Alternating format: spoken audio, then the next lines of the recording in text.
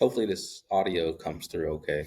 Um, I'm sitting in a gym in an undisclosed location, and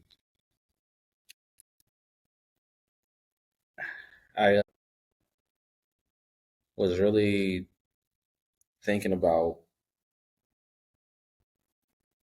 a few things, and more recently with the launch of the Road to 100. One common theme that came up pretty consistently, at least in the first five interviews, I think at certain points for just about everybody, was the aspect of like the human component when we're talking about technology and AI. So I'm thinking that this is a new series, but it's not focused on technology, AI. It's not That's not the premise. It's actually more of going into that human component because we are talking a lot about what that looks like, staying human centric and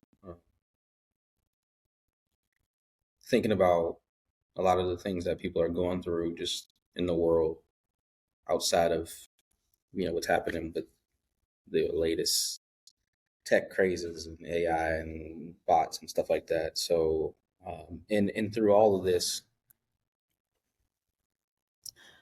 I mean, I personally I realize I am not a robot, and I want to actually start by before going into I guess the spiel or what this actually turns into because I don't really know. This is all impromptu uh, in terms of the content that you're going to hear, but the thought process is somewhat there. But I want to dedicate this, I'll say, first episode or initial uh, attempt at this to a good friend, to Devonna May, and yeah, just shout out, good friends and people who you can connect with and contact uh, and have conversations with around stuff in life or business or whatever you got going on. I think it's really important. So shout outs to her. And yeah, this is yeah definitely dedicated to you. With that in mind, and thinking about the idea and the aspect of realizing that I am not a robot, there comes points for everybody where you realize like how human you actually are. Um, and that happens in a lot of different ways and ups and downs and stuff that we go through. But I think it's important for us to really highlight a lot of that, regardless of who we are. But definitely, speaking from my own experience as a man, as a black man who grew up in a certain environment, particularly in the United States, realizing that like you don't have to necessarily be autonomous or automated or uh, that the things that make you human, the actual building blocks of personality, the emotional aspects, the psychological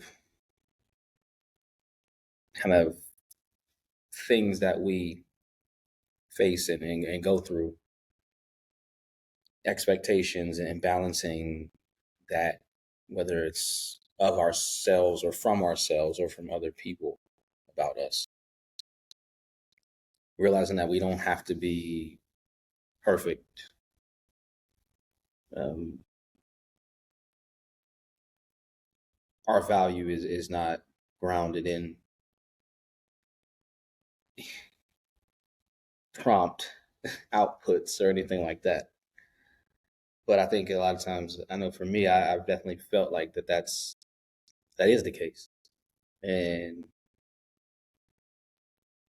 it takes a lot of training. Funny enough, while I'm in the gym, just consistency and a lot of like fighting to realize that is the actual truth, and then not fall so much into the pitfalls or just the rat race of it all, right? And it's interesting to really think about it and zoom out and even look at it from like a professional perspective. Interestingly, where we are right now, especially with technology and stuff like that, and we talk about how we're trying to balance the human component or human aspect or human connection. But it's really interesting when I think about it because I've been hired, laid off, praised, insulted, all like through technology, as many people have. So it's just like that relationship. You realize that like bigger picture, what we're doing, what we're looking at with a lot of the technology and anything really. Um, like it's still like of the world. So so you can't really bank so much on a lot of this stuff. Um, but I think considering more so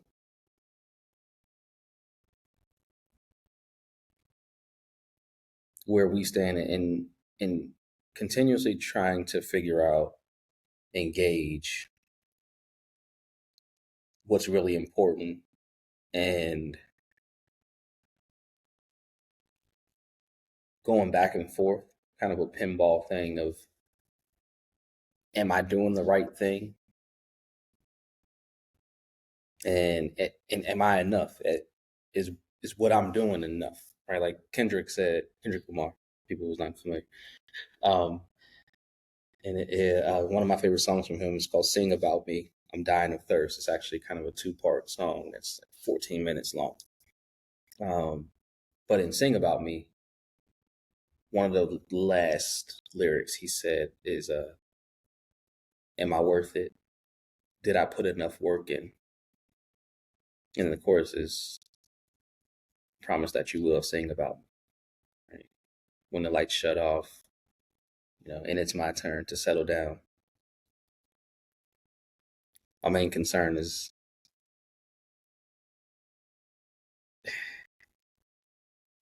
hoping that you will sing about me, right? Like, and I think that ties a lot into like our push and our urge and this continuous like internal tug of war, battle war thing that we do, and we always will frame it from like, I'm working so hard, or I'm going at this so crazily because I have to leave a legacy. I have to leave my mark, make my stamp, or whatever.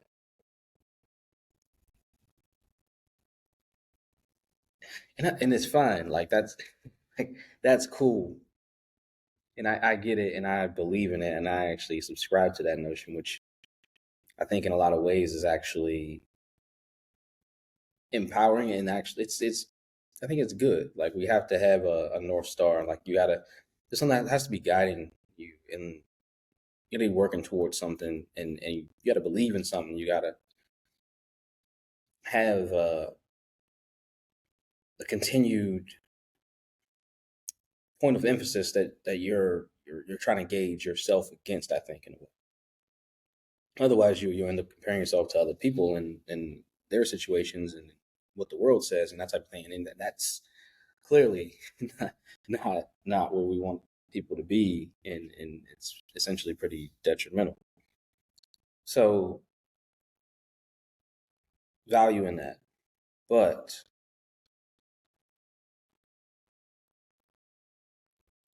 it's easy to get so caught up in stuff that we actually like lose ourselves, and I'm definitely guilty of that. And you get to a point where you like kind of run yourself in circles, like a dog chasing his tail. And you get to a certain point where you just kind of have to stop because you get really tired. And I don't know about anybody else, but I get to a point where when I do get really tired, I actually feel bad about it. Like, no, I'm supposed to, like, I'm supposed to still be grinding, but you you actually do need to like rest too. That's essential in all this. So it's funny thinking about it from a chemistry perspective, of me being a trained chemist and all that stuff. Like equilibrium is a real thing, right? In chemical reactions, which is just like the balancing of things, right? Like you mix two things together and something happens. Those things that react called reactants, then they create the products, whatever happens over here. But the the components that are mixed together, and then also the things that are produced, there's supposed to be a balancing of all of that, right? Of each element or whatever there is, right? So in life, and I'm looking at it from that perspective, because we even talk about like work life balance, and I've heard that like work life balance is actually a fallacy. It does not exist whatsoever, which is interesting and difficult for me to understand and realize or try to actualize, because my background's in chemistry. I do believe in equilibrium, and at the same time, I've seen glimpses where that thing can be. It's just very kind of difficult, I think, and few and far in between, depending on um I don't maybe an infinite number of factors and variables that I can't really even ramble off in a coherent list at this point. But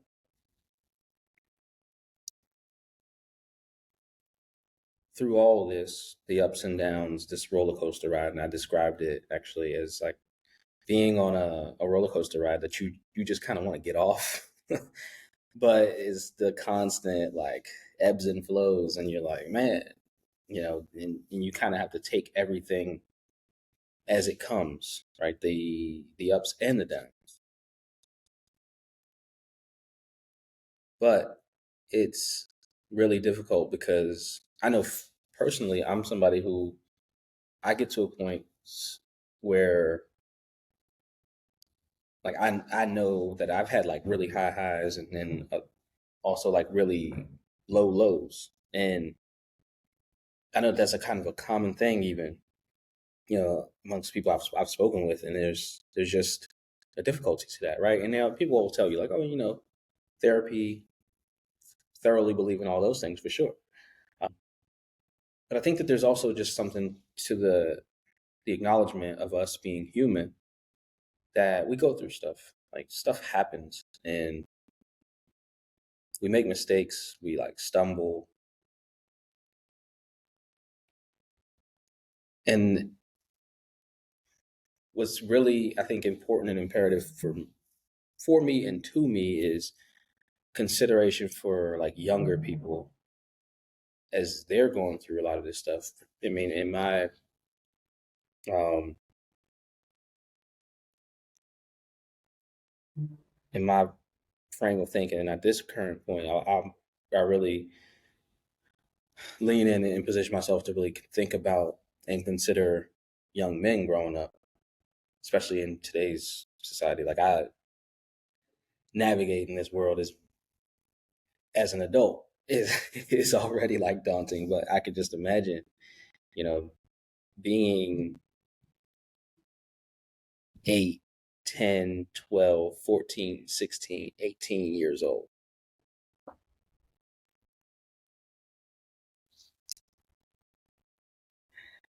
and trying to figure out like who and what it is that you're supposed to be. because everybody's telling you what you're supposed to be. And at the same time, nobody's telling you what you're supposed to be. So it's a weird like dichotomy, I think, of navigating this. And of course, I would think that this is kind of the same for many, if not all people, but I can only speak from this lens and perspective um, in an educated way. So I won't speak for anybody else. Maybe this will be a situation on, creating this series or this show, even call it that, right? And bringing in other people hearing perspectives kind of in the same vein of the idea of I am not a robot and here is why. But the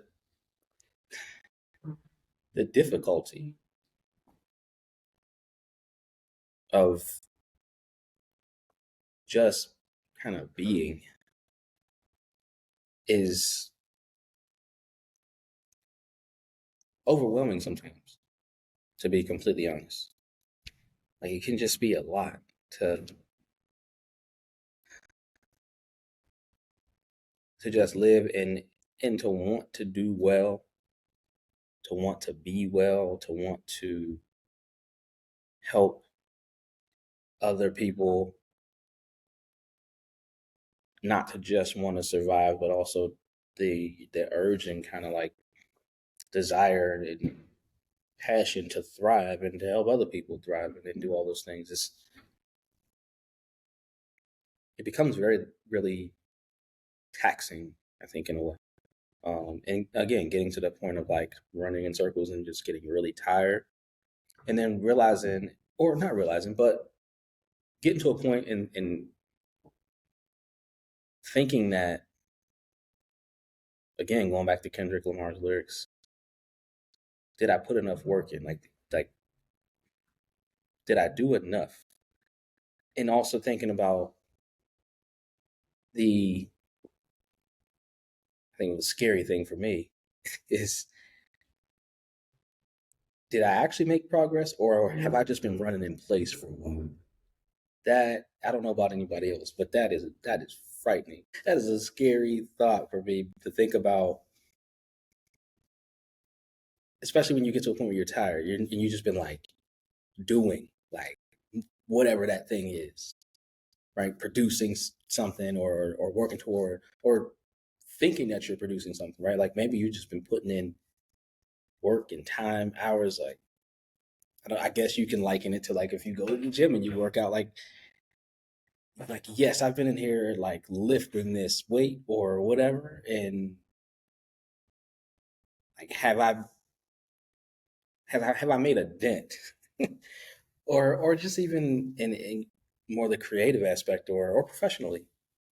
We're going to talk about growth in career. Am I moving forward? Am I actually taking steps that are going to advance me later, or am I just kind of stuck in place?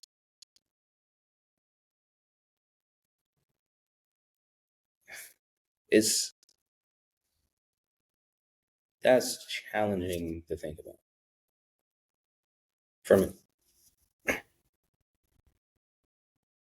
And it's interesting because I used to have this weird kind of uh, borrowed time way of thinking, and then I found when I talk to people, they're like, dude, you're tripping. You're I'm 34 years old at the time of this video, which is what is it? October 31st, 2024. But when I talk to people, they're like, man, it's like you're not that old. Like, but I think that there's even something there in terms of consideration because there's a lot of factors that come into play, right? Like you could look at like mortality rates and things like that, and the hard data and metrics and numbers around like lifespan of men and that. I won't go through that, but what I will do is frame a little bit and talk about, personal experience and what brought me to that point, I think. And I've seen it and heard it before. So this is not a unicorn situation. It's not anything that's unheard of. It's not unique. I'll say that. Like I think every individual person, every human on the planet is unique, right? In their own respect and regard. But in this, I'm not. I don't believe. So I don't want it to be painted that way. But it's it's a thinking about what's happening in space and time and like what you see and ultimately what kind of shapes and frames your life experience. For me, a few things. Um, I lost my mom when I was 10, which is tragic, tough. But I also consider and think about like I I'm the second eldest of 6 children. I had 10 years with her. My four younger siblings had less time than that. So it's just like perspective, right? Is an important thing. Um, but I'll keep it personal experience. So there's that. Then, well, there's something that comes along with that, I think, um, which is kind of the aspect of feeling like you have to grow up fast. Because naturally, if you have, we'll say a two-parent household, right? My situation, my mom passed away. My father, of course, had to continue on. He was already, doing his work as a providing father. Like he actively worked. My father used to work at the hospital um, where I was conceived, actually, and which is myself and a few of my siblings. And so he continued working at the hospital. Like I don't want to say it didn't change anything, but it didn't change in terms of his work. Like he continued to work and do what he was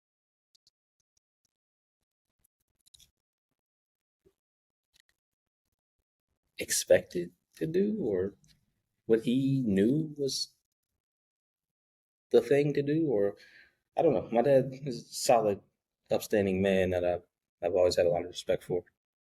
Um, particularly in that regard. So, for sure. And so yeah, my dad, I mean, continued working. Probably worked even more at that point. Um, and had to really figure out navigating other avenues as far as like, well, what did a lot of our, especially for my younger siblings, like childcare situations and stuff like that. Like, what do those things look like? Um, without necessarily having like an extreme amount of support. Um, so naturally, I had to grow up pretty fast, uh, which in practice kind of looked a little something like making sure that we all, myself, my younger siblings, I guess, my older brother is 5 years older than me, so he was high school at the time. Made sure he had to grow up a little bit quicker too, for sure. But for me, it was interesting because my older brother ended up moving out, I guess, like right at 18. So it was like a 3 year period for him following my mom's passing before like basically venturing into the world like as like an official adult. And that left me, of course, 12, 13, and then my four younger siblings. So naturally, you step up, like you learn a lot of those kind of life skills and take on some of those responsibilities, making sure that everybody gets their homework done and getting off the bus from school and getting to school in the morning, meals, and a lot of stuff, right? So that I think in my brain sped up like my life in a weird way. And one thing I've shared with people too, just related to like that whole aspect of like age and the numerics of it, is my mom passed away when she was 33. So I always had this weird thing about turning 33. So the fact that I'm 34 now is actually like I don't know if most people breathe a sigh of relief on their 34th birthday, but I did. It's it's just like a really like, because getting to 33, I was like holding my breath kind of. And on top of that, I think even growing up, like there's a lot of people, young men in particular, like brothers, like guys who I like consider brothers for the most part, um, who aren't here anymore.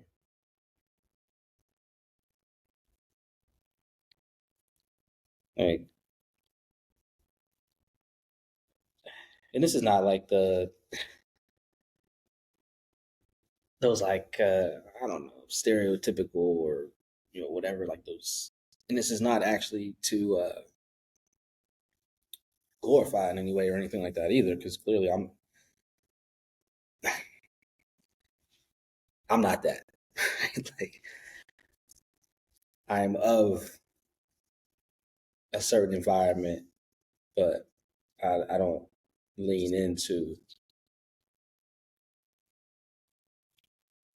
certain activities associated with said environment, if that makes sense.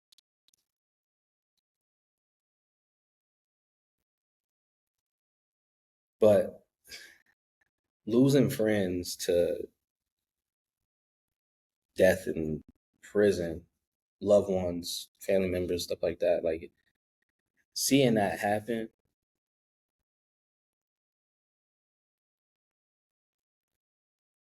in a lot of cases before being able to even like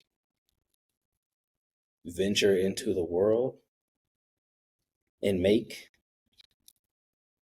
adult mistakes, like is it shifts things in your brain, I think, and kind of shakes it up. And for me, I was, not to say that I was any different or any better, but I kind of saw stuff for what it was early on. And you can learn from anybody first and foremost, but you can learn a lot just from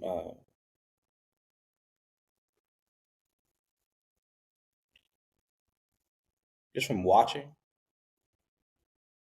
and paying attention. You know what I mean, to people's behaviors, their mannerisms, their attitudes. Um, there's a lot to be said about that, about just being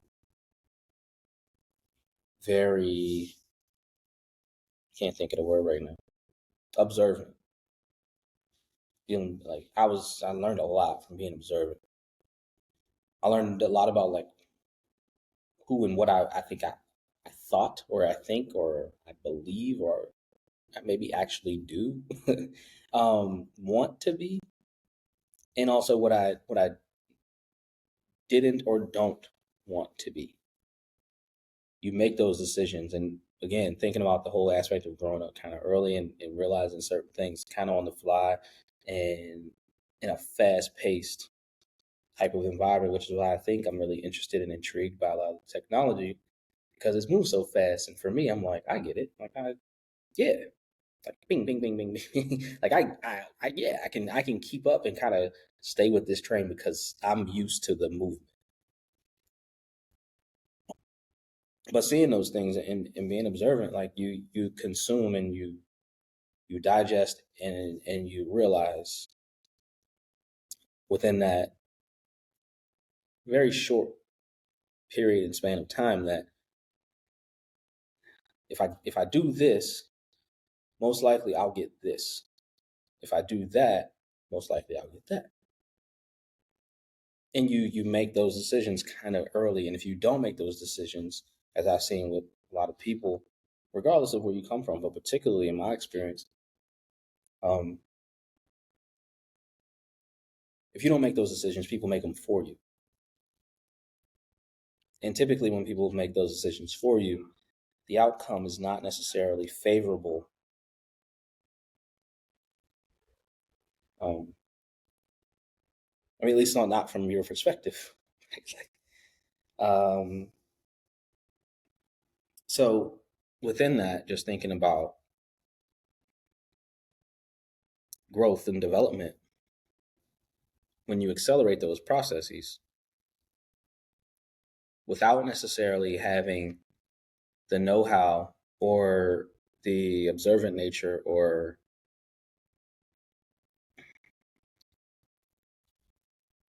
the support to like digest and figure that stuff out, it can end badly.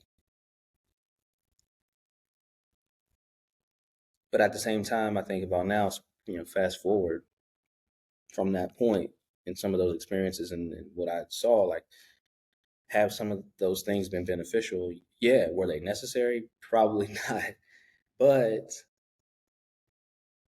there's also a level of trauma that has to be addressed and also must be spoken about.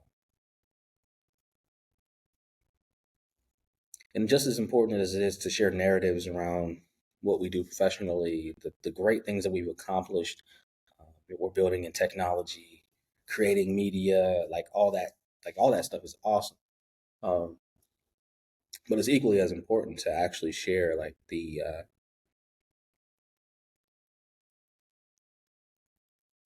other side, the other side of glory,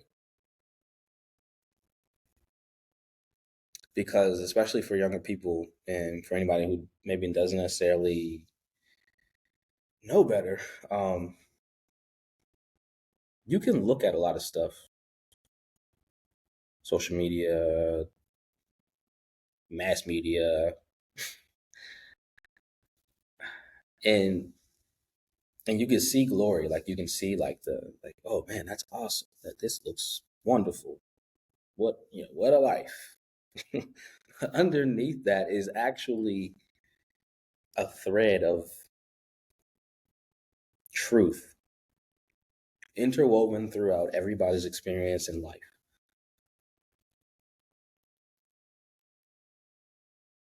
And unless you kind of lift that flap, you won't ever know if or how much of what you're seeing is the real thing. So my goal here is really to showcase and allow people to see that interwoven thread of truth and reality.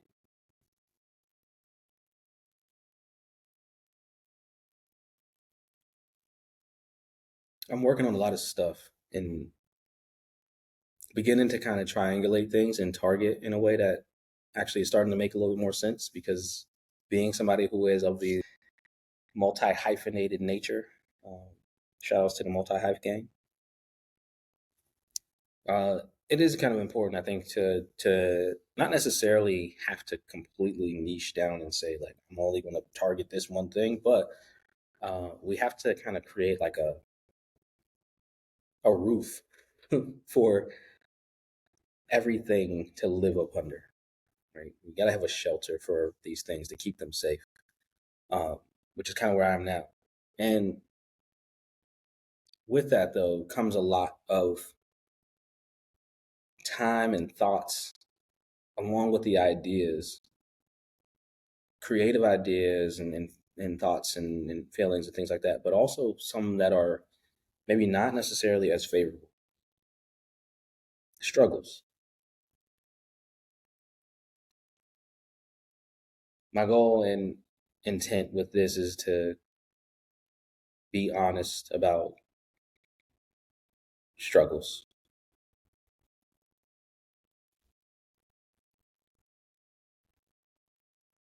and to allow space and time for kind of pure, like unadulterated truth, um, absent of any vanity or anything like that. Because while like all the other stuff is really cool and it's awesome to build and produce and showcase feats of success and strength,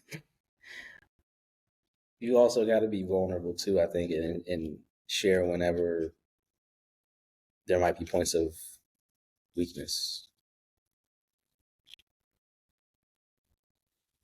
And I could just personally say that I've been through it, I'm going through it.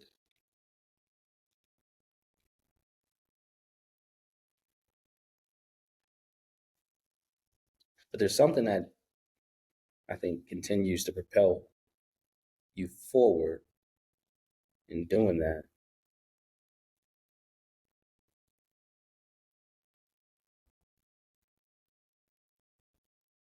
And it's important to lean into whatever that thing is. Hopefully it's, something, of course, beneficial for yourself and for other people, which ultimately I think is kind of the point. Keeps you from, reaching that kind of, I guess, tipping point or whatever it is. But I just know for me, thinking about my experience and kind of where I am now and reaching points of, am I worth it? Did I put enough work in? Reaching those points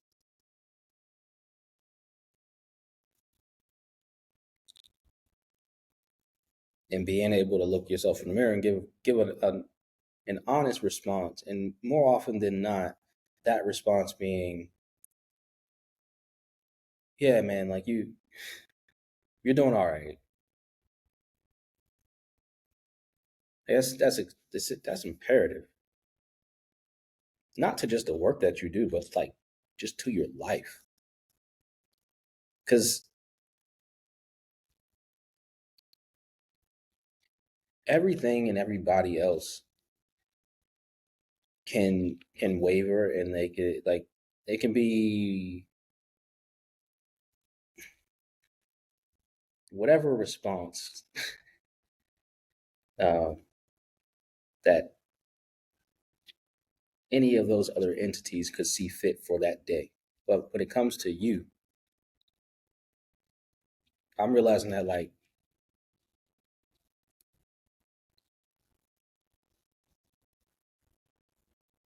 the one thing that can't really waver so much is you. Now I guess they point it as what being steadfast or whatever, but that's hard. Like it's actually really difficult. And I don't think people say it enough, but people tell you up and down, you got to be consistent. You got to do this. You got to stay on top of it. Here's the acknowledgement. Not to say don't do those things and you shouldn't work at it. It's hard. It's difficult. Should you do it anyway? Of course. But don't do it without acknowledging that it's difficult. Because what I've learned is that whenever I can get through things and then look in the mirror and say, yo, like you did enough, and then also acknowledge like you did enough, and that was tough, bro. Like that was, man, like you can get a surge from that, which is essentially, I think, going back to, I guess, a previous thought I had or question was, that's to me is how I can gauge personally whether I'm like walking on a treadmill, no pun intended of me being in the gym, or if I'm actually like taking real steps, progressive movement forward. Is a treadmill helpful?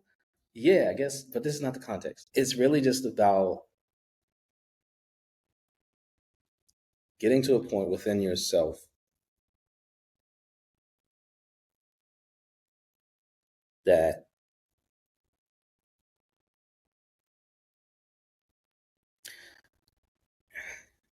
I guess the best analogy is like either, bend but don't break, or crack but don't shatter.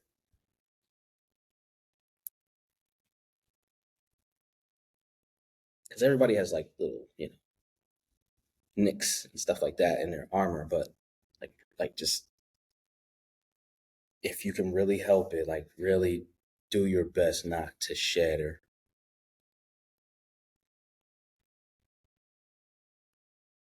And that's way easier said than done. I've shattered before.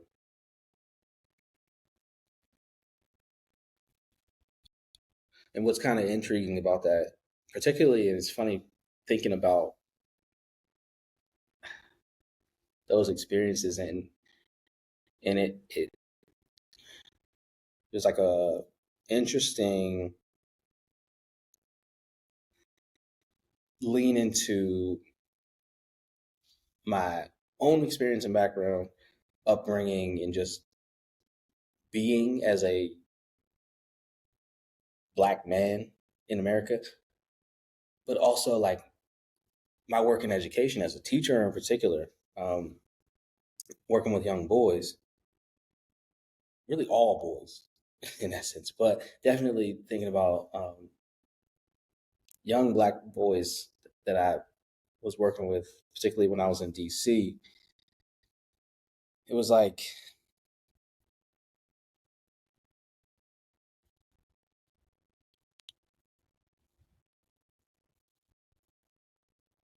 you realize that there's a threshold I think that all humans kind of have before they get to a point of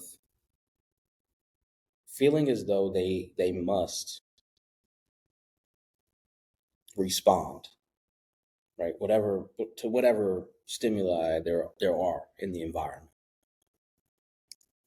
In many cases, what I found is that there were kind of like it's a twofold response, right? I guess a dichotomy or like a um, I don't know, like a bilateral thing. And there's like two instances, and I found out that I fall in this. But I noticed with the boys that I used to teach and appreciate and care for and love, is that they would fall into one of these two categories. They would either explode or they would implode. I think that this is probably true for every person. I would say I'm just experienced, right? Speaking directly to being in a practical situation, to where it's like somebody just keeps pushing, pushing, pushing, or stress, right? It gets to a point where you cross that threshold and you see what type of response that person warrants, and it's typically a pretty consistent type of response. Like I've known, especially my own experience, that if you are somebody who usually implodes, you will, or excuse me, if you are someone who like you go through something and you implode, more often than not, I believe I don't have the data, but more often than not, you would probably implode all the time, right? Like that's your go-to response. Same, for the latter for people who explode, right? You might lash out, and that it's a little bit more of a loud response. I'm an imploder, and I've seen like both sides play out with a lot of people that I've been around, and the young men that I used to teach and stuff like that. And there's even just like in the response to the response, there are interesting ways to navigate that, right? Like if somebody explodes, like you respond to them differently than somebody who implodes. Ultimately, because imploders,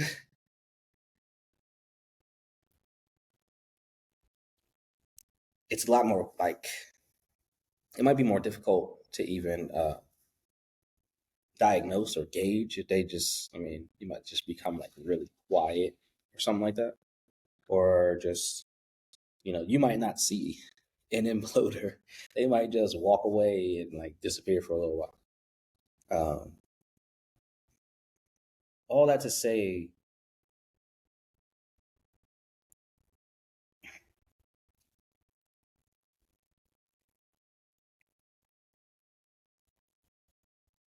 regardless of where we are, there are things that we all go through, and there are responses that we all inevitably have to the things that we go through. Those things shape and form decisions and responses and experiences that will transcend later on until we're holding our breath at age 33.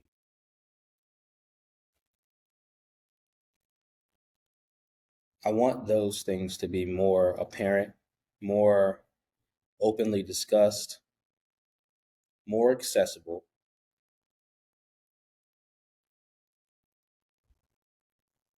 so that less of us have to hold our breath on the verge of our 34th birthday.